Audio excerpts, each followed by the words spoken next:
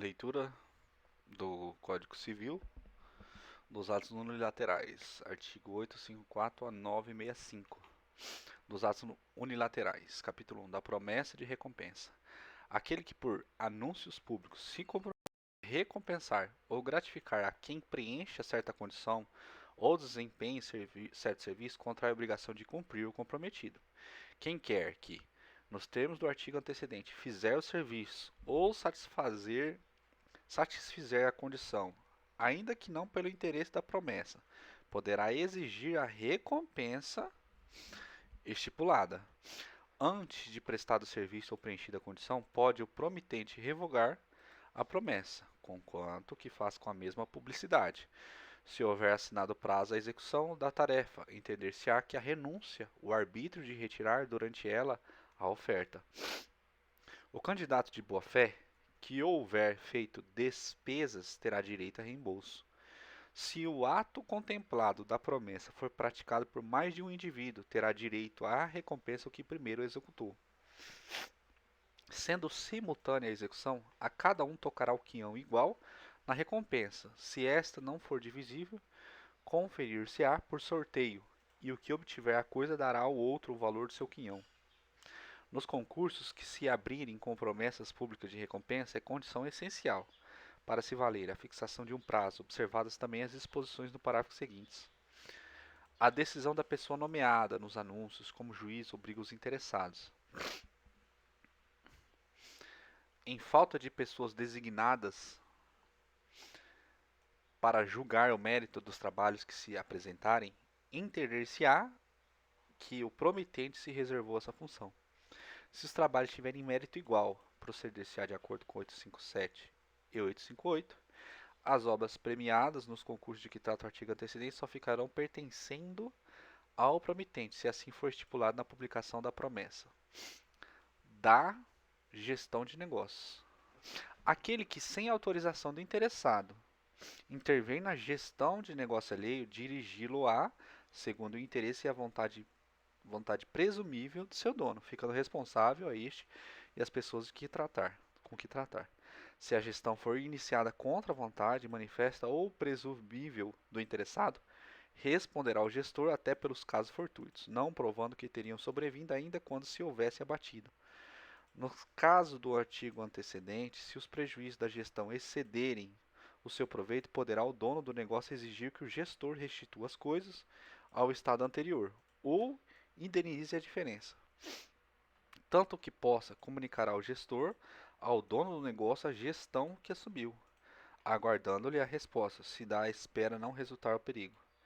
Enquanto o dono não providenciar, valerá o gestor pelo negócio até o levar ao cabo, esperando-se aquele falecer durante a gestão. A instrução dos herdeiros, sem se descuidar, entretanto, das medidas que o caso reclame.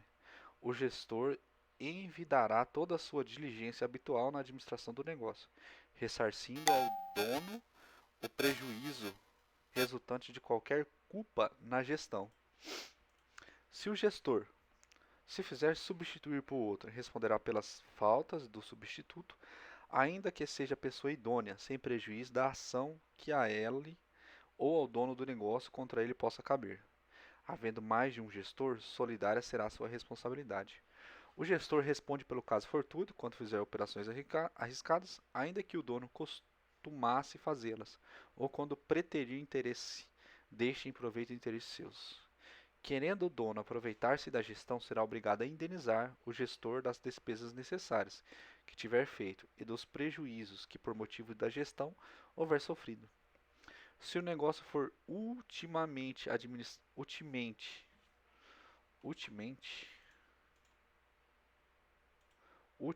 administrado, cumprirá o dono as obrigações contraídas em seu nome, reembolsando ao gestor as despesas necessárias ou úteis que houver feito, com os juros legais desde o desembolso, respondendo ainda pelos prejuízos que este houver sofrido por causa da gestão. A utilidade ou necessidade da despesa apreciar-se-á não pelo resultado obtido, mas segundo as circunstâncias da ocasião em que se fizerem. Vigora o disposto neste artigo, ainda quando o gestor, em erro quanto ao dono do negócio, der a outra pessoa contas da gestão. Aplica-se as disposições no artigo antecedente quando a gestão se propõe a acudir a prejuízos iminentes ou redunde em proveito do dono do negócio ou da coisa, mas a indenização ao gestor não excederá, em importância, as vantagens obtidas com a gestão. Quando alguém, na ausência do indivíduo obrigado a alimentos, por ele prestar a quem se devem, poder-lhe-ás reaver do devedor a importância, ainda que este não ratifique o ato. Das despesas do enterro proporcionadas aos locais e às condições do falecido, feitas por terceiro, podem ser cobradas de pessoa que teria a obrigação de alimentar e que veio a falecer, ainda mesmo que esta não tenha deixado bens. Cessa o disposto neste artigo e no antecedente, em se provando que o gestor fez essas despesas com simples intento de bem fazer. A ratificação pura e simples do dono de negócio retroage o dia do começo da gestão e produz todos os efeitos do mandato. Se o dono do negócio ou da coisa desaprovar a gestão, considerando-a contrária aos seus interesses, vigorará o disposto no 862 e 863, salvo estabelecido no 869 e 870. Se os negócios alheios forem conexos ao do gestor, de tal arte que se não possam gerir separadamente, haver-se-á o gestor por sócio daqueles cujo interesse agenciar de em volta com os seus. No caso deste artigo, aquele cujo benefício interveio o gestor só é obrigado na razão de vantagem que lograr. Do pagamento indevido. Todo aquele que recebeu o que não era devido fica obrigado a restituir. Obrigação que incumbe aquele que recebe dívida condicional antes de cumprida a condição. Aquele que voluntariamente pagou o indevido incumbe a prova de tê-lo feito por erro. Aos frutos, ascensões, benfeitorias e deteriorizações sobrevindo à coisa dada em pagamento indevido, aplica-se o disposto nesse código sobre o possuidor de boa-fé ou de má-fé, conforme o caso. Se aquele que indevidamente recebeu o imóvel o tiver alienado em boa-fé, por título oneroso, responde somente pelas quantias recebidas, mas se agiu de má-fé, além do valor do imóvel, responde por perdas e danos. Se o imóvel foi alienado por título gratuito ou se alienado por título oneroso, o terceiro adquirente agiu de má-fé, cabe ao que pagou por erro o direito de reivindicação. Fica isento de restituir, pagando o indevido aquele que, recebendo como parte da dívida verdadeira, inutilizou o título, deixou prescrever a pretensão ou abriu mão das garantias que asseguravam seu direito, mas aquele que pagou dispõe de ação regressiva contra o verdadeiro devedor e seu fiador. Se o pagamento indevido tiver consistido no desempenho de obrigação de fazer ou para eximir-se de obrigação de não fazer, aquele que recebeu a prestação fica na obrigação de indenizar o que cumpriu na medida do lucro obtido. Não se pode repetir o que se pagou para solver dívida prescrita ou cumprir obrigação judicialmente inexigível.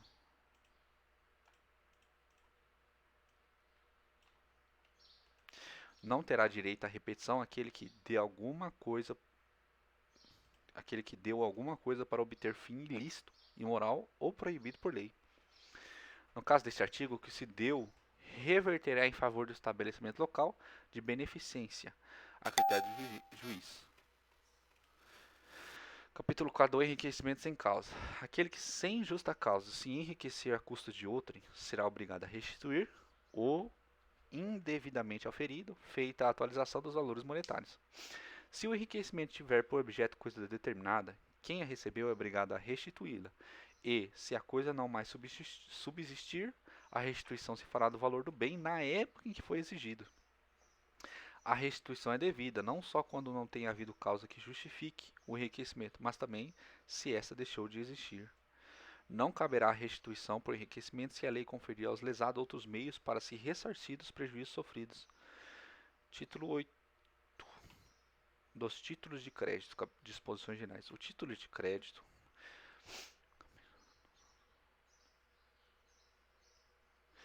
dos títulos de crédito. Os títulos de crédito, documento necessário para ao exercício de direito literal e autônomo nele contido, somente produz efeitos quando preenche os requisitos da lei.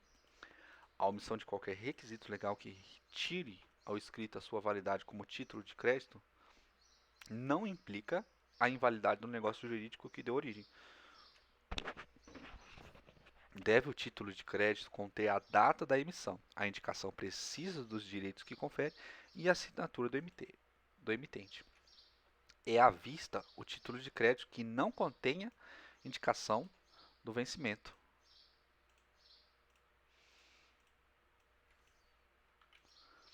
Considera-se lugar de emissão e de pagamento quando não indicado o título o domicílio do emitente. O título poderá ser emitido a partir das caracteres criados em computador ou meio telemático equivalente e que conste da escrituração do emitente, observados os requisitos mínimos previstos neste artigo. Considera-se não escritas no título de cláusula de juros a proibitiva de endosso. Considera-se não escritas no título a cláusula de juros a proibitiva de endosso, a excludente de responsabilidade pelo pagamento ou por despesas, a que dispense a observância de termos e formalidades prescritas e a que, nos limites fixados em lei, exclua ou restrinja direitos e obrigações. O título de crédito, incompleto ao tempo de emissão, deve ser preenchido de conformidade com as ajustes realizados. O descumprimento dos ajudos previstos neste artigo, pelos que deles participaram, não constitui motivo de oposição ao terceiro portador, salvo se este, ao adquirir o título, tiver agido de má fé. Aquele que, sem ter poderes ou excedendo os que tem, lança sua assinatura em títulos de crédito como mandatário ou representante de outro, fica pessoalmente obrigado e, pagando o título, tem ele mesmo direito que teria o suposto mandante ou representado. A transferência do título de crédito implica de todos os direitos que lhe são inerentes. O portador de título representativo de mercadoria tem o direito de transferi-lo, de conformidade com as normas que regulam sua circulação, ou de receber aquelas independentemente de quaisquer formalidades, além da entrega do título devidamente quitado. Enquanto o título de crédito estiver em circulação, só ele poderá ser dado em garantia, ou ser objeto de medidas judiciais, e não separadamente os direitos ou mercadorias que representa.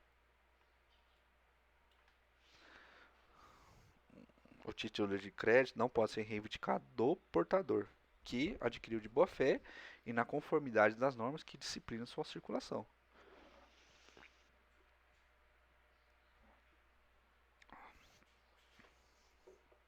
O pagamento de títulos de crédito que contém a obrigação de pagar soma determinada pode ser garantido por aval. É vedado o avar parcial.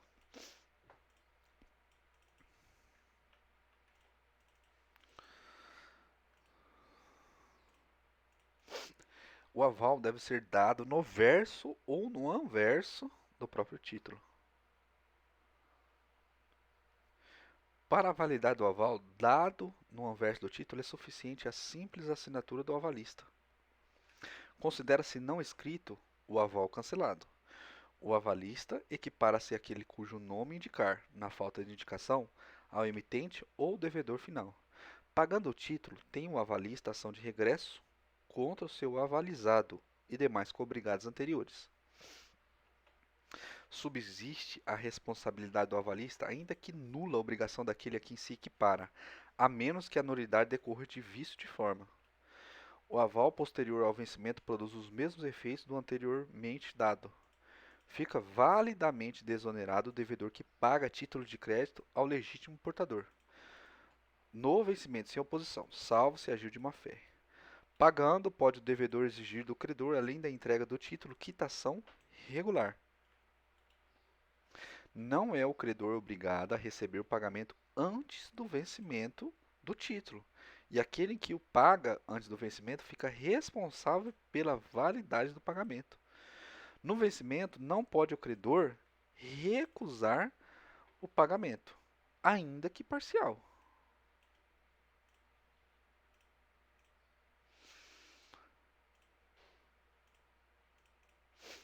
No caso de pagamento parcial,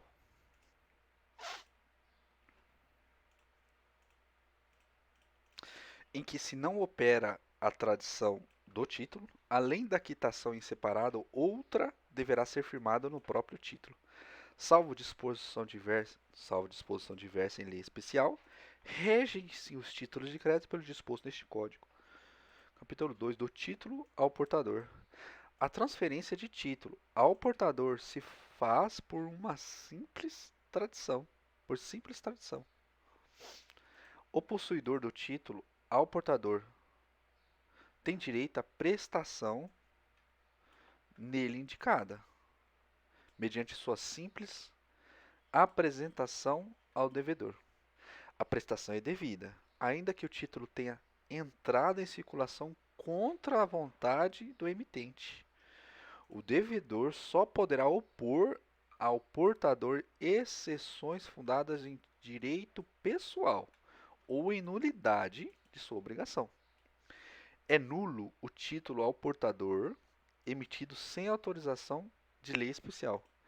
É nulo o título ao portador emitido sem autorização de lei especial. O possuidor de título dilacerado, porém identificável, tem direito a obter do emitente a substituição do anterior, mediante restituição do primeiro e o pagamento das despesas. O proprietário que perder ou extraviar título ou for injustamente desapossado dele poderá obter novo título em juízo, bem como impedir que sejam pagos a outro capital e rendimentos. O pagamento feito antes de ter ciência da ação referida neste artigo exonera o devedor, salvo se provar que ele tinha conhecimento do fato.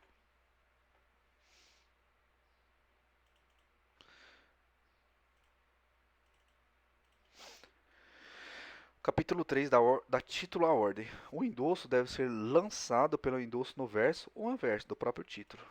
Pode o endossante designar o endossatário e, para a validade do endosso, dado no anverso do título, é suficiente a simples assinatura do endossante. A transferência por endosso completa-se com a tradição do título. Considera-se não escrito o endosso, voltando, do título à ordem. O endosso deve ser lançado pelo endossante no verso ou no anverso do próprio título. Pode o endossante designar o endossatário e, para a validade do endosso dado no anverso do título, é suficiente a simples assinatura do endossante. A transferência por endosso completa-se com a tradição do título. Considera-se não escrito o endosso cancelado, total ou parcialmente. Considera-se legítimo possuidor ou portador do título à ordem com série regular e ininterrupta de endossos, ainda que o último seja em branco. Aquele que paga o título está obrigado a verificar a regularidade da série de endossos, mas não a autenticidade das assinaturas. Considera-se não escrita no endosso qualquer condição que subordine o endossante. É nulo o endosso parcial. O endossatário de endosso em branco pode mudá-lo para endosso em preto, completando-o com seu nome ou de terceiro. Pode endossar novamente o título em branco ou em preto, ou pode transferi-lo sem novo endosso. Ressalvada a cláusula expressa em contrário, constante do endosso, não responde o endossante pelo cumprimento de prestações constantes do título. Assumindo a responsabilidade pelo pagamento, o endossante se torna devedor solidário. Pagando o título, tem o endossante a ação de regresso contra os cobrigados anteriores. O devedor, além das exceções fundadas nas relações pessoais que tiver com o portador, só poderá opor a este as exceções relativas ao título e o seu conteúdo literal. A falsidade da própria assinatura, o defeito da capacidade ou de representação do momento da subscrição, e a falta de requisito necessário ao exercício da ação. As exceções fundadas em relação do devedor com portadores precedentes somente poderão ser por eles opostas ao portador, se este, ao adquirir o título, tiver agido de má-fé. A cláusula constitutiva de mandato lançada no endosso confere ao endossatário o exercício de direitos inerentes ao título, salvo restrição expressamente estatuída. O endossatário do endosso-mandato só pode endossar novamente o título na qualidade de procurador, com os mesmos poderes que recebeu. Com a morte ou superveniente incapacidade do endossante, não perde a eficácia o endosso-mandato. Pode o devedor opor ao endossatário do endosso-mandato somente as exceções que tiver contra o endossante. A cláusula constitutiva de penhor lançada no endosso confere ao endossatário o exercício dos direitos inerentes ao título. O endossatário do endosso penhor só pode endossar novamente o título na qualidade de procurador. Não pode o devedor opor ao endossatário de endosso penhor as exceções que tinha contra o endossante, salvo se aquele tiver agido de má-fé. A aquisição de título à ordem por meio diverso do endosso tem efeito de cessão civil. O endosso posterior ao vencimento produz os mesmos efeitos do anterior. Do título nominativo. É título nominativo emitido em favor de pessoa cujo nome conste no registro do emitente. Transfere-se o título nominativo mediante termo.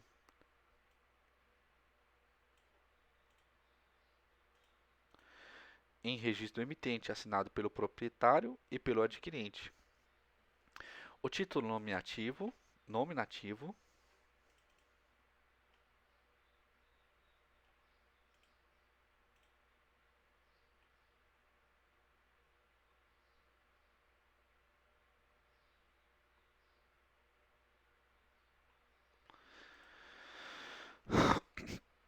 O título nominativo também pode ser transferido por endosso que contém o nome do endossatário. A transferência mediante endosso só tem eficácia perante o emitente. Uma vez feita a competente averbação em seu registro, podendo o emitente exigir do endossatário que comprove a autenticidade da assinatura do endossante. O endossatário, legitimado por série regular e ininterrupta de endossos, tem o direito de obter a averbação do registro emitente, comprovada a autenticidade das assinaturas de todos os endossantes. Caso o título original contenha o nome do primitivo proprietário, tem direito ao adquirente a obter do emitente novo título em seu nome, devendo a emissão do novo título constar do registro emitente. Ressalvada a proibição legal, pode o título nominativo ser transformado em a ordem ou ao portador, a pedido do proprietário e às suas custas. Fica desonerado de responsabilidade do emitente que de boa fé fizer as transferências pelos modos indicados nos artigos antecedentes. Qualquer negócio ou medida judicial que tenha por objeto o título só produz efeito perante o emitente ou terceiros, uma vez feita a competente averbação no registro do emitente. Da responsabilidade civil, da obrigação de indenizar. Aquele que por ato ilícito causar dano a outrem fica obrigado a repará-lo. Haverá obrigação de reparar o dano independentemente de culpa nos casos especificados em lei, ou quando a atividade normalmente desenvolvida pelo autor do dano implicar, por sua natureza, risco para os direitos de outro. O incapaz responde pelos prejuízos que causar se as pessoas por ele responsáveis não tiverem obrigação de fazê-lo ou não dispuserem de meios suficientes. A indenização prevista neste artigo, que deverá ser equitativa, não terá lugar se privar do necessário o incapaz ou a pessoa que dele dependam. Se a pessoa lesada ou o dono da coisa, no caso do inciso 2 do artigo 188, não forem culpadas do perigo, assistir-lhe-á o direito à indenização do prejuízo que sofrerem. No caso do inciso 2 do 188, se o perigo ocorrer por culpa de terceiro, contra este terá o autor do dano ação regressiva, para ver a importância que tiver ressarcido ao lesado. A mesma ação competirá contra aquele que em defesa de quem se causou o dano. Ressalvados os outros casos previstos em lei especial, os empresários individuais e as empresas respondem independentemente de culpa pelos danos causados pelos produtos postos em circulação. São também responsáveis pela reparação civil os pais pelos filhos menores que estiverem sob sua autoridade e a sua companhia, o tutor ou o curador pelos pupilos e curatelados que se acharem nas mesmas condições. O empregador ou comitente, por seus empregados, serviçais e prepostos, no exercício do trabalho que lhe competir ou em razão dele. Os donos de hotéis, hospedarias, casas ou estabelecimentos onde se albergue por dinheiro, mesmo para fins de educação, pelos seus hóspedes, moradores e educandos. O que gratuitamente houverem participando nos produtos do crime, até a concorrente quantia. As pessoas indicadas no inciso 1 a 5, ainda que não haja culpa de sua parte, responderão pelos atos praticados pelos terceiros ali referidos. Aquele que ressarcir o dano causado por outro pode reaver o que houver pago daquele por quem pagou, salvo se o causador do dano for descendente seu, absoluto ou relativamente incapaz. A responsabilidade civil é independentemente da criminal. Não se pode, não se podendo questionar,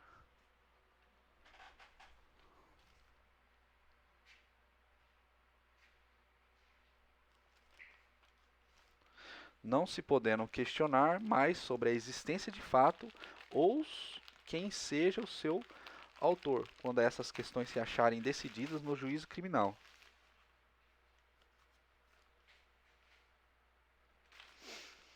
O dono ou detentor do animal ressarcirá o dano por este causado, se não provar culpa da vítima ou força maior. O dono de edifício ou construção responde pelos danos que resultarem de sua ruína, se esta provier da falta de reparos, cuja necessidade fosse manifesta.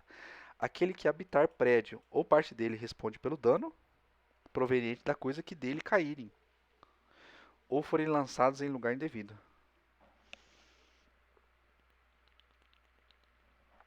O credor que demandar o devedor antes de vencida a dívida, fora nos casos em que a lei o permita, ficará obrigado a esperar o tempo que falta para o vencimento, a descontar os juros correspondentes, embora estipulados, e a pagar custas em dobro. Aquele que demandar por dívida já paga, no todo ou em parte, sem ressalvar as quantias recebidas ou pedir mais do que for devido, ficará obrigado a pagar ao devedor, no primeiro caso, o dobro do que houver cobrado, e no segundo, equivalente do que dele exigir, salvo se houver prescrição.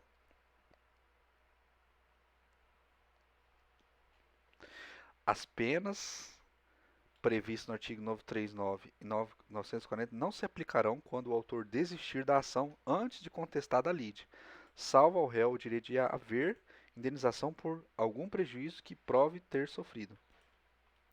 Os bens responsáveis pela ofensa ou violação do direito de outrem ficam sujeitos à reparação do dano causado e, se a ofensa tiver mais de um autor, todos responderão solidariamente pela reparação. São solidariamente responsáveis com os autores, os coautores e as pessoas designadas no 932. O direito de exigir reparação e a obrigação de prestá-las transmite-se com a herança da indenização. A indenização mede-se pela extensão do dano. Se houver excessiva desproporção entre a gravidade da culpa e o dano, poderá o juiz reduzir equitativamente a indenização. Se a vítima tiver concorrido culposamente para o evento danoso, a sua indenização será fixada, tendo-se em conta a gravidade de sua culpa, em confronto com a do autor do dano. Se a obrigação for indeterminada e não houver na lei ou no contrato disposição fixando a indenização devida pelo inadimplente, apurar-se-á o valor das perdas e danos na forma que a lei processual determinar. Se o devedor não puder cumprir a prestação da espécie ajustada, substituir-se-á pelo seu valor em moeda corrente. No caso de homicídio, a indenização consiste, sem excluir outras reparações, no pagamento de despesas com tratamento da vítima, seu funeral e luto da família, na prestação de alimentos a pessoas que o morto os devia, levando-se em conta a duração provável da vida da vítima. No caso de lesão ou outra ofensa à saúde, o ofensor indenizará o ofendido das despesas do tratamento e dos lucros cessantes, até o fim da convalescença, além de algum outro prejuízo que o ofendido prove haver sofrido.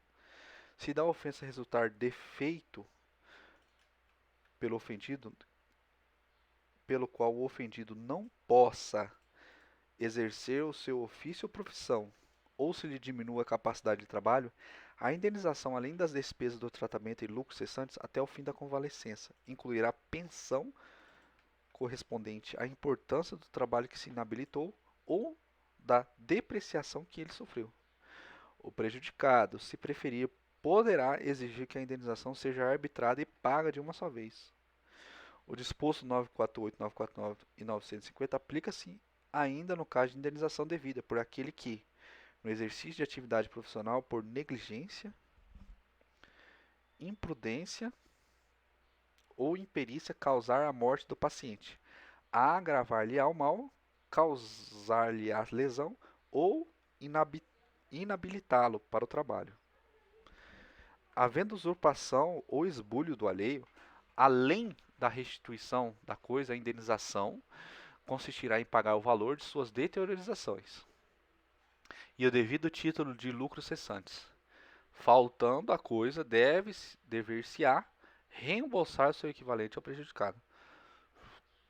Para se restituir o equivalente, quando não exista a própria coisa, estimar-se-á ela pelo seu preço ordinário e pelo de afeição, contanto que este não se avantaje aquela. A indenização por injúria, difamação ou calúnia consistirá na reparação do dano que delas resulte o ofendido. Se o ofendido não puder provar prejuízo material, caberá ao juiz fixar equitativamente o valor da indenização, na conformidade das circunstâncias do caso. A indenização por ofensa à liberdade pessoal constituirá no pagamento de perdas e danos que sobrevierem ao ofendido. E, se este não puder provar o prejuízo, tem aplicação disposto no parágrafo único do artigo antecedente. Considera-se ofensivos da liberdade pessoal o caráter privado, a prisão por queixa ou denúncia falsa ou de má-fé, a prisão ilegal, das preferências e privilégios creditórios. Procede-se à declaração de insolvência toda vez que as dívidas excedam a importância dos bens do devedor. A discussão entre os credores pode versar sobre preferência entre eles disputadas, quer sobre a nulidade, simulação, fraude ou falsidade das dívidas e contratos. Não havendo título legal à preferência, terão os credores igual direito sobre os bens do devedor comum. Os títulos legais de preferência são privilégios e os direitos reais. Conservam seus respectivos direitos os credores hipotecários ou privilegiados, sobre o preço do seguro da coisa gravada, com hipoteca ou privilégio, ou sobre a indenização devida, havendo responsável pela perda ou danificação da coisa, sobre o valor da indenização se a coisa obrigada, a hipoteca ou privilégio for desapropriada. No caso em que se refere ao artigo antecedente, o devedor do seguro ou da indenização exonera-se pagamento sem oposição de credores hipotecários ou privilegiados. O crédito real prefere o pessoal de qualquer espécie. O crédito pessoal privilegiado ao simples e o privilegiado especial ao geral. O real prefere a qualquer um. O crédito pessoal privilegiado ao simples e o privilegiado especial ao geral. Quando concorrerem os mesmos bens e por título igual dois ou mais credores da mesma classe, especialmente privilegiados, haverá entre eles rateio proporcional e o valor dos respectivos créditos, se o produto não bastar para o pagamento integral de todos. O privilégio especial só compreende os bens sujeitos, por expressa disposições de lei, ao pagamento de créditos que ele favorece, e o geral, todos os bens não sujeitos a crédito real, nem a privilégio especial. Tem privilégio especial sobre a coisa arrecadada e liquidada ao credor de custas e despesas judiciais feitas com arrecadação e liquidação. Sobre a coisa salvada, o credor por despesas de salvamento.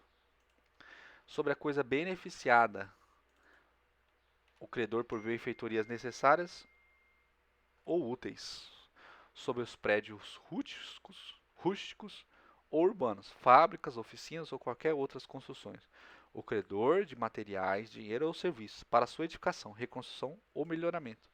Sobre os frutos agrícolas, o credor por sementes, instrumentos e serviços da cultura ou a colheita. Sobre as alfaias e utensílios de uso doméstico, nos prédios rústicos e urbanos. O credor de aluguéis quanto às prestações do ano corrente e do anterior, sobre os exemplares da obra existentes na massa do editor, o autor dela, os seus legítimos representantes pelo crédito fundado contra aquele no contrato da edição, sobre o produto da colheita, para a qual houver concorrido com o seu trabalho, e principalmente a quaisquer outros créditos, ainda que reais, o trabalhador agrícola quanto à dívida dos seus salários, sobre o produto do abate, o credor por animais, goza de privilégio geral por ordens seguintes: sobre os bens do devedor, o crédito por despesas de seu funeral, feito segundo a condição do morto e o costume do lugar.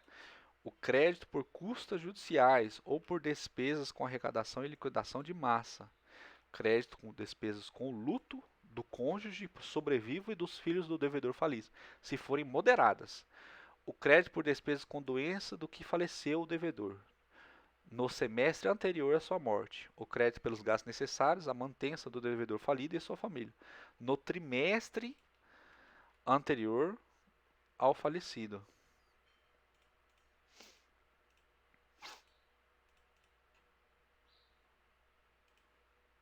Semestre.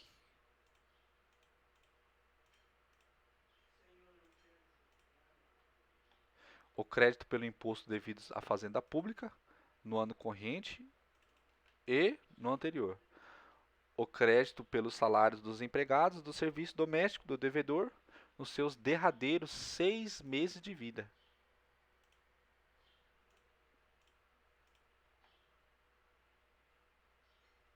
Os demais créditos de privilégio geral. Fim.